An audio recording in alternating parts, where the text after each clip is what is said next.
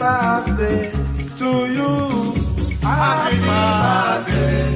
to you. Gbogbo ẹgbẹ́ ọ̀dọ́ ìlú Fiditi nílé lóko lẹ́yìn odi ló ń kí bàbá wa olóríire Alhaji Ààrẹ Sanni Omiteru ààrẹ àsárò náà ní gbogbo àgbáyé káàpàtà fún àjọ̀dún ọjọ́ ìbí wọn èyí tí Ọlọ́run Allah jẹ́ kó kò ó bá wọn láyé. Alhaji Ààrẹ Sanni Omiteru ẹni tí ìdàgbàsókè ìlú rẹ̀ Fiditi jẹ lógún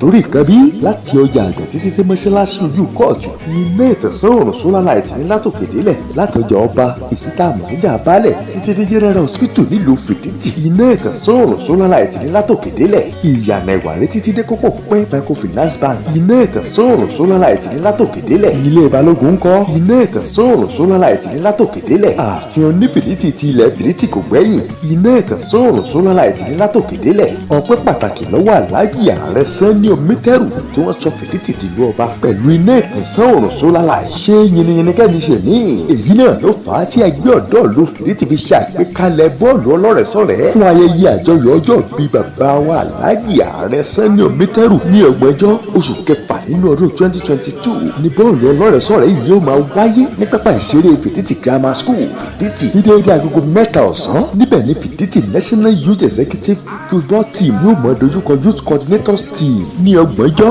oṣù kẹfà nínú ọdún 2022 30th June 2022 nígbà tó bá wá di ọjọ́ Jímọ̀ ọjọ́ kìíní nínú oṣù keje ọdún 2022 ní déédéé agogo 11 òwúrọ̀ la ó máa ṣí iná ìtànsán òòrùn solar light tí bàbá wa Alhaji Ààrẹ Sanni Omiteru ti ṣe káàkiri ilẹ̀ Fiditi èyí tí wọ́n ṣe ní ìrántí màmá wọn olóògbé Alhaja Muniratu Sanni Foundation. Lẹ́yìn náà la ó lọ kírun Jímọ̀ ní Fiditi Central Mosque tí wẹ̀jẹ̀wẹ̀mú yóò sì tẹ̀lé nílé bàbá wa Alhaji Ààrẹ Sanni Omiteru. Alhaji ẹ̀yin tẹ́ ẹ ṣọdún yìí lẹ́ ó ṣọ̀pọ̀lọpọ̀ lágbára Ọlọ́run Allah.